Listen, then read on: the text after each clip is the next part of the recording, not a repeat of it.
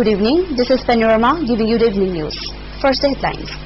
PG Agarwal Commission, which is investigating July 23 Quarraman Kettle encounter, has asked CBI to submit seizure list forensic reports on or before April 23. Union Home Minister Chidambaram says India needs a strong head, a strong heart, and enormous staying power in dealing with the Naxal insurgency. And Max brand ambassador Pradeep Kumar, who won silver in senior Mr. India contest in Goa, felicitated. Now the news in details. PG Agarwal Commission, which is investigating into July 23 Quarraman Kettle encounter in which a pregnant woman and a former militant were killed, today fixed April 30 for the next hearing. The Commission also asked the Central Bureau of Investigation (CBI) to submit copies of the seizure list and copies of the reports of the FSL on or before the next date of hearing. Dr. I. Ibomja, Professor of Orthopedics, Regional Institute of Medical Sciences, today was cross-examined by the Commission. In his statement, Dr. Ibomja said Golmay Mangal, who was injured in the encounter, was operated upon on July 23 and his wound was surgically cleansed. He was again operated upon on July 29 and external fixation of the fractured bone. An X-ray of the left forearm, including the hand, was taken on July 30 and a foreign body was lodged in the palm very superficially. A deformed projectile was removed on July 23 from his palm, he further said. He handed over the projectile over to Medical Superintendent Reams, who was subsequently handed over to police. Because of the complex nature of the injury, Golmay Mangal was referred to a better-equipped hospital for further treatment. He was discharged from Reams on September 19. The opposition in Parliament today slammed the United Progressive Alliance government for being a deeply divided house on its Naxal strategy and for being underprepared in the face of such attacks. After the Rajya Sabha and Lok Sabha were adjourned thrice over the Dantewara massacre, Home Minister P. Chidambaram addressed Parliament on India's worst ever Naxal attacks, stating that India needs a strong head, a strong heart, and enormous staying power in dealing with the Naxal insurgency. Chidambaram once said again that the primary responsibility to fight Naxals lay with the states. Last week, 76 Jawans were killed by Naxals in Dantewara in Chhattisgarh. Leader of the opposition in the Rajya Sabha, Arun Jaitley of the BJP, responded by saying that the entire opposition supported Chidambaram. He said, "We do not ask the Home Minister to resign because we do not want to see a smile on the face of the Maoist." However, he then attacked the Congress over its internal differences, which have exploded publicity in the last 48 hours. Jaitley referred to a newspaper article written by Congress leader Digvijay Singh on Wednesday, in which Singh slammed Chidambaram both professionally and for his aggressive approach to the Naxal issue. Jaitley said, "Opposition wants to stand with the government, but we do not need a government who tries to pull down its own Home Minister. What we do not need is a divided government." He pointed out that the Home Minister is under garrow from his own party.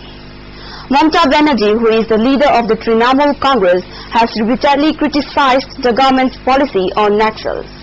Banerjee's remarks came days after the Prime Minister asked all ministers to refrain from commenting on the Naxal issue, stating that the Home Ministry alone would address the issue.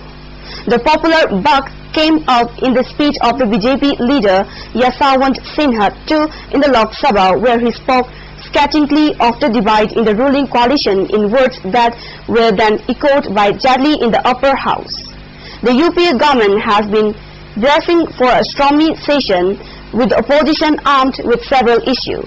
Apart from the Dantewara attack, the government's strength in the Lok Sabha may be put to test with the opposition united in bringing a cut motion on price rise. Max Ambassador Kundrapam Pradeep Kumar, who bagged silver medal in the 60 kg category in Senior Mr. India Bodybuilding Championship held in Goa from 9 to 11th of this month, was felicitated today at the function held in Khamnam Bazar. Prominent among those present at the function, organized by Kasa Road Athletic Union Crow, were Laishram Nabokishore, Padmasri Awadi and Crow President Khamnam Sarat. Speaking at the function, Pradeep Kumar said he would work hard to compete in other national and Asian competitions and bring laurels. He also appealed to all to extend all possible assistance to him. Red Silt Division today opened Major Dr. Laishram Jyotin Memorial Information and Technology Center in Nambol Higher Secondary School in memory of Major Dr. Jyotin under its Military Civic Action Program. Dr. Jyotin was killed in Kabul, Afghanistan by a suicide bomber recently. Laishram Ombi Ibeaima Devi, mother of the late Major, Oinam MLA Dr. I. Ibohalvi and Brigadier N.J. George and staff and students of the school attended the function.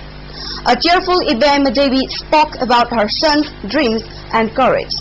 MLA Dr. Ibohalvi said, "We also remember his sacrifice for the people of his country."